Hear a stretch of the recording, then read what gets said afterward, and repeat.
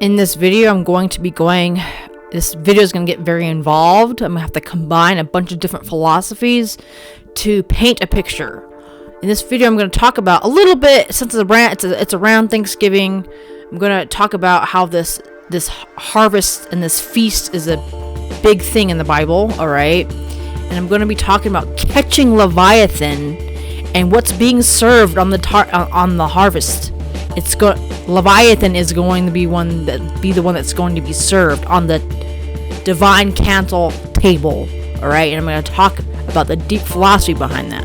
I'm going to be talking about fishing and catching Leviathan and the deep meaning behind that, all right? So let's read what happens to Leviathan first.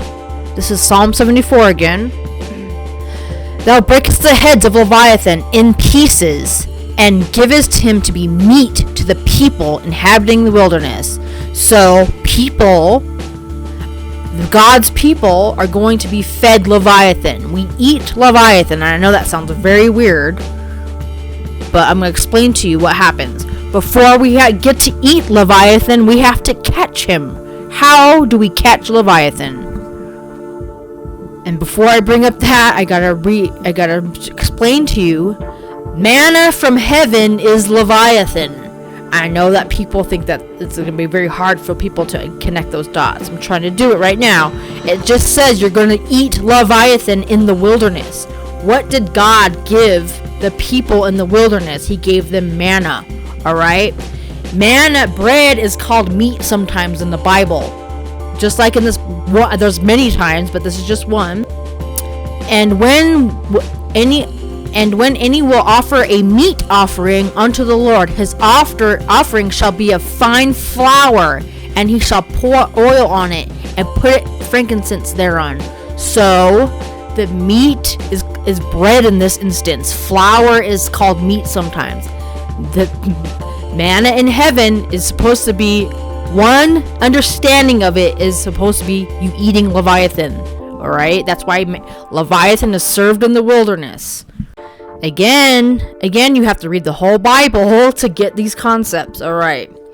This is in Job about Leviathan. Canst thou draw out Leviathan with an hook, or his tongue with a cord which thou lettest down? Canst thou put a hook in his nose, or bore his jaw through the thorn with a thorn? Okay. Oh man. And then what happens? Verse 6, shall the companions make a banquet of him? They shall part him among the merchants. Okay, so you're gonna make a banquet out of Leviathan. This is again saying you're going to eat Leviathan. But first you have a hook. But first, before you eat him, you have to catch him. How do you catch him? You need the worm. You gotta put the worm on the hook. This is why you need the bait. This is why Jesus calls himself a worm. One of the many, many, many reasons why the Bible, God says, I am the worm. This is the worm to catch Leviathan. This is the bait to catch Leviathan. You have to combine all the concepts together. To catch Leviathan, you need the worm, okay, and the hook. This is the hook and the worm. And that's literally what happened. Jesus was the bait to trick the devil to swallow Jesus. Okay, he got hooked and baited. Okay, and Jesus went into the belly of the beast, and he got caught. All right. And then what happens after you catch him? You eat him among the people. I'm going to talk about why we're eating Leviathan. The most basic teaching of why we eat Leviathan is you conquer the devil. I get that. That's very good. We do through Jesus and through the followers of Jesus, we conquer the devil. We eat Leviathan. We demolish him. We cut him into pieces and eat him. But I'm going to tell you the deep meaning about why it's a good thing to eat Leviathan.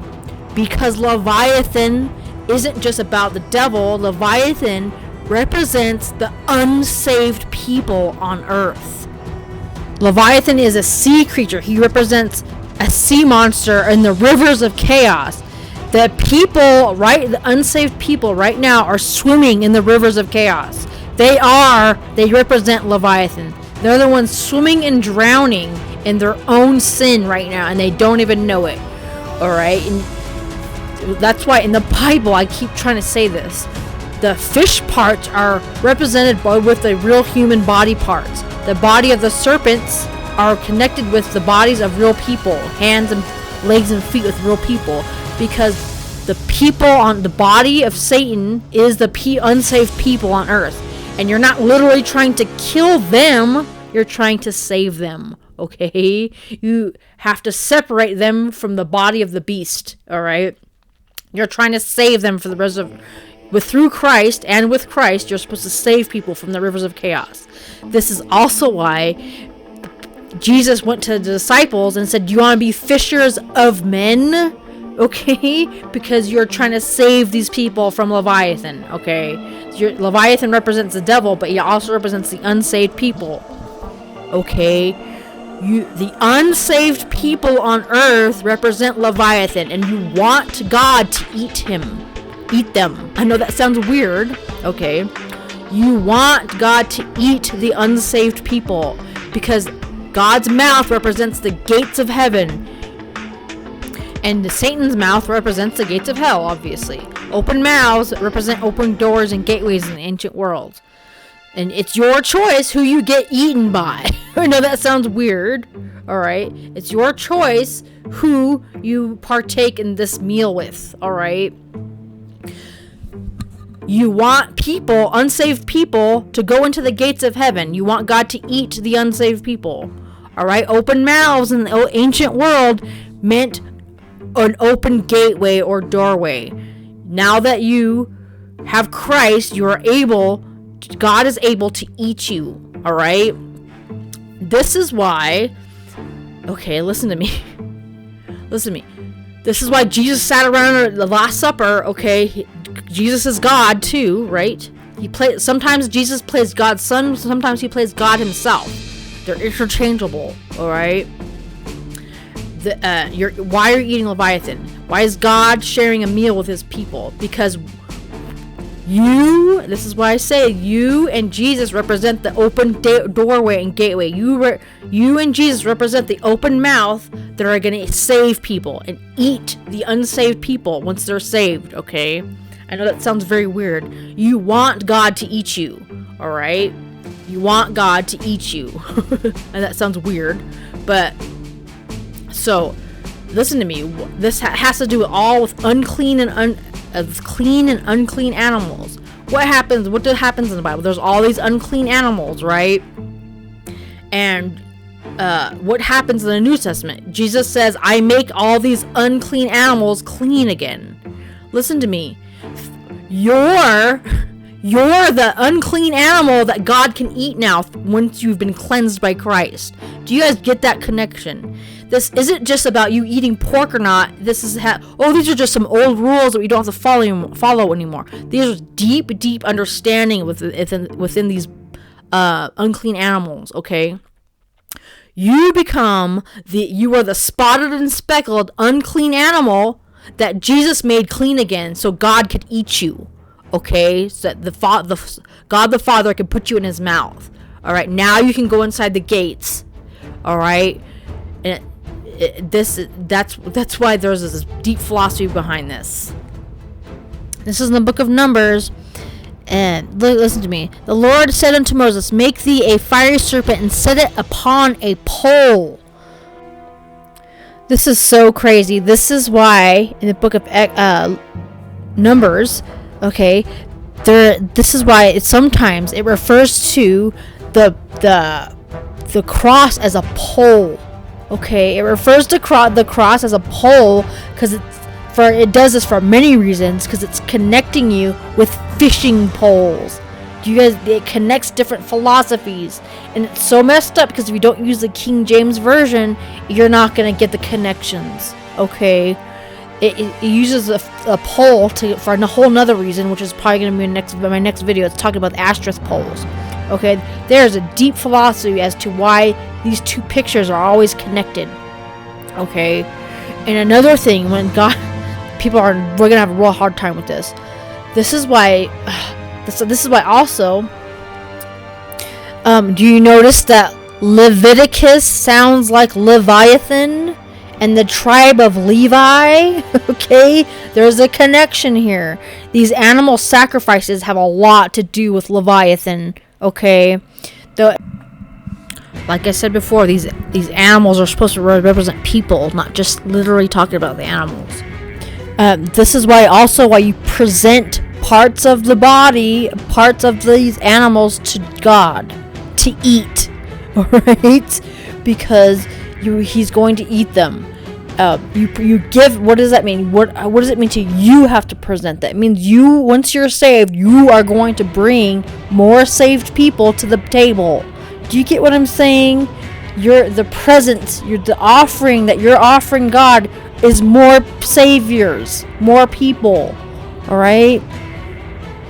That's what once you're saved, you're gonna bring more saved people to the table. You're gonna bring more parts of a Leviathan to the table. That's on my previous Thanksgiving video. Okay, I talked about how these 70 parts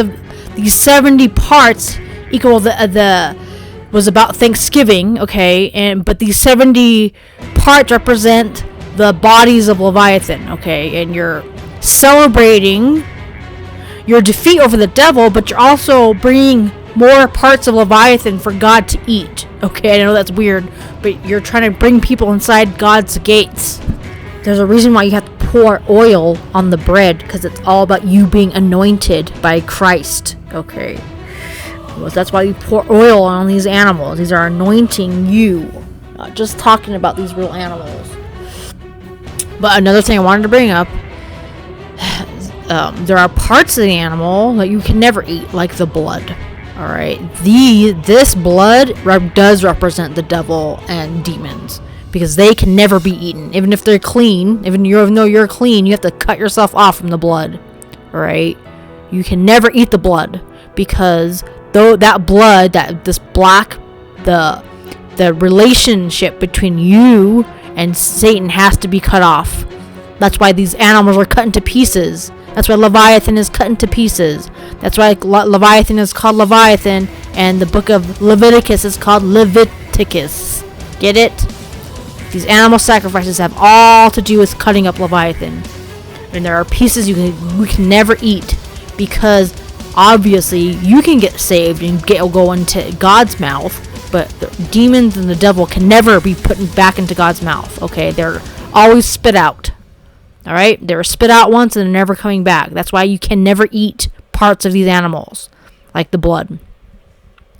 And I want to bring up the whole communing and eating bread. There are 2 harvests in the Bible.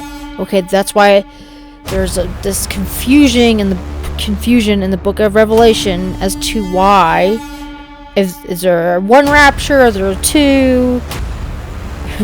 I'm gonna give you. I have lots of end time theories, but I have like 50 of them. Okay, I never stick to one because I would never do that, because then I'm gonna close my mind to other possibilities.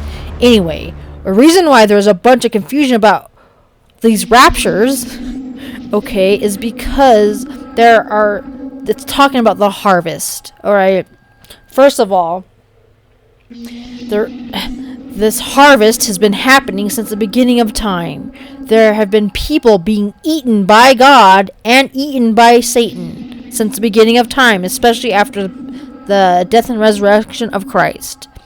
Alright. And there are always 2 harvests at the same time.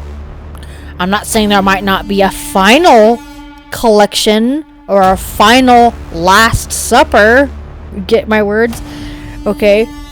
And there's a deeper meaning as to why these details are laid out throughout the whole Bible, because this has been happening since the beginning. It's not, the book of Revelation isn't just about the future, it's about all time. You don't have to wait for some end of the world stuff to be happening to accept Christ, because you could die tomorrow and you will be harvested for one kingdom or the other. Alright? Don't wait for some crazy end time stuff happening. Don't assume the book of Revelation is just about the future, because you can die tomorrow and that will be your last harvest supper. Okay? And this is why sometimes you can picture God's people holding a fork too, because you're going to eat Leviathan. He's either going to eat you or God's going to eat you, okay? But listen to me, when you go to hell, you are literally being eaten by these things. It's not just going to be a metaphor anymore. You can go look at any hell testimony and they're going to tell you that these creatures are literally eating you. Okay, they're sitting around the table eating you still, but it's going to be the bad version. Okay, there are 2 banquets in the Bible, 2 harvest feasts, 2 Thanksgivings. You can either have a Thanksgiving for God or a Thanksgiving for the devil. If you do not pick Christ, you are going to be eaten by him, by the devil and his people. Alright, literally. Alright, there's always a flip side to this. There's a good version and the bad version. It's so funny because they're the exact same, but they're actually the exact opposite. The middle of the table is always going to be you. Alright? You can either, once you're saved, you can either help God or you can help the devil. You can either open gateways for the God or open gateways for the devil. Alright? And I really wanted to say this. Jesus was the one who decided to get eaten in your place by Satan. Okay, he's the one who took your place, so you wouldn't have to go into the belly of Leviathan. All right, he's the one who did that for you, so you wouldn't have to. But the thing is, you have to choose him. If you don't choose Jesus, I know I keep saying this in my videos, you will become part of the body of Leviathan. All right. This is why in the Bible, hell is described as a living creature. Hell isn't just a place, it's a big transmigration entity, okay? It consists of one being, and inside the being are billions of beings, which is you, alright? Its transmigration is very real in the spirit world. It's when body parts equal a whole person. You're the little person inside the bigger beast. Alright, when you go to hell, it's not just going to be a metaphor anymore. This is in Isaiah. Hell is described as a big living entity as Leviathan, okay? Therefore Sheol, which is hell, has enlarged itself and opened its mouth beyond measure. Their glory and their multitude and their pomp. Okay, so you see how just hell is described as having a mouth, okay? And it's described as a living thing. It's described as one thing but many things. This is so funny. This is why, in the Bible, theologians and stuff can't figure out the things with this angels, okay? Like, is cherubim and cherubims, is it multiple or is it singular? It's both. Okay, it's multiple beings inside one big entity. Okay, it's it's parts of these giants equaling one big giant. All right, of hell, and then there's the good version of it though. There's multiple beings inside the body of Christ, which is one being. Right, together make one being, which is Christ. It's the exact same philosophy. It's just flipped. And again, I'm gonna say. It's the same thing with heaven. Jesus Christ is heaven. It's not just a place, it's a person and it's people. I discussed a lot of these concepts, this open mouth concept and this concept before in this previous Stargate video, but again, I'm going to reiterate, this is why Samson, one of the philosophies is why Samson broke the pillars. This represents the teeth in the mouth of Satan, okay? You're supposed to be breaking out of your own cell. And you're supposed to be helping other people do it. You're supposed to be breaking open the teeth and the gates of the beast before it swallows you. Anyway, so please think about this stuff, guys, and happy Thanksgiving. I hope you celebrate Christ on your meal. I don't think there's a problem with that, of thanking God for your food and celebrating your victory over Leviathan. Is something God would appreciate. And if you haven't done that, it's the other way around, okay? Leviathan celebrating his meal with you. Okay.